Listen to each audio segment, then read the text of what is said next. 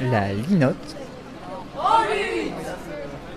Horizon Militant, également diffusée dans le Zoom sur Radio Pulsar. Alors, je m'appelle Deken, je suis parti d'un groupe antifasciste. Le groupe antifasciste de Tours, le TAF, a organisé le 27 avril une manifestation pour célébrer la victoire de l'antifascisme en Italie. Du coup, le 27 avril, c'était la mort de Mussolini. J'ai répondu présent et j'ai participé à cette manifestation qui a aussi été pour mettre un stop à l'antifascisme et à l'extrême droite qui augmente ces derniers temps, que ce soit à Tours ou bien en France. Qu'est-ce qu'un groupe antifasciste? Quelles sont vos missions et puis votre organisation? C'est un groupe qui lutte contre toutes les idées fascistes et d'extrême droite.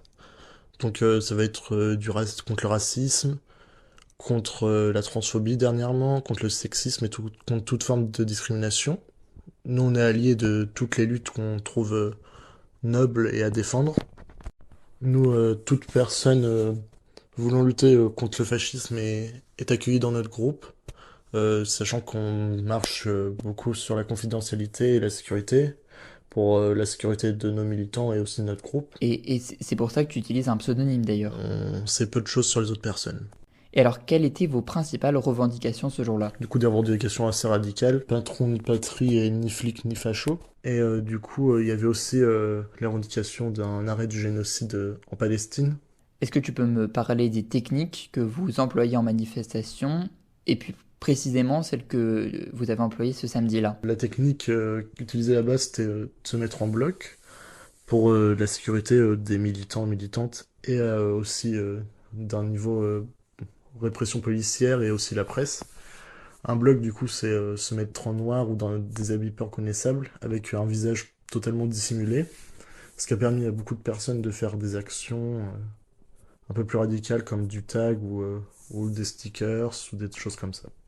C'était quoi le parcours de cette marche et surtout comment vous l'avez préparée? Qu'est-ce qui vous fait choisir une rue plutôt qu'une autre? La manifestation avait pour but de passer dans les points un peu stratégiques de la ville de Tours, que je connais pas trop, mais on a fait beaucoup de centre-ville. On est passé par des places assez passantes et des rues assez libres de circulation, comme ça on dérangeait personne. On passait dans des zones assez piétonnes pour avoir un impact et que ça soit visible par tout le monde. Et on est passé par des routes aussi prises par le groupuscule d'extrême droite des Tours et des Lys, qui avait organisé le 11 novembre dernier une marche au flambeau en l'honneur de Saint-Martin. Et du coup, c'était une occasion de nous aussi reprendre la rue de notre côté pour ensuite montrer que il n'y a pas que l'extrême droite qui est présente à Tours. Est-ce que vous êtes content du déroulement de cette marche et du nombre de participants? Pour une première manifestation antifasciste à Tours depuis au moins 2022, c'était une bonne première manifestation avec pas moins de 80 personnes. Des personnes venues de tout le Grand Ouest, du coup de Bretagne jusqu'à Bordeaux, j'ai entendu. Pour moi, c'est parfaitement déroulé.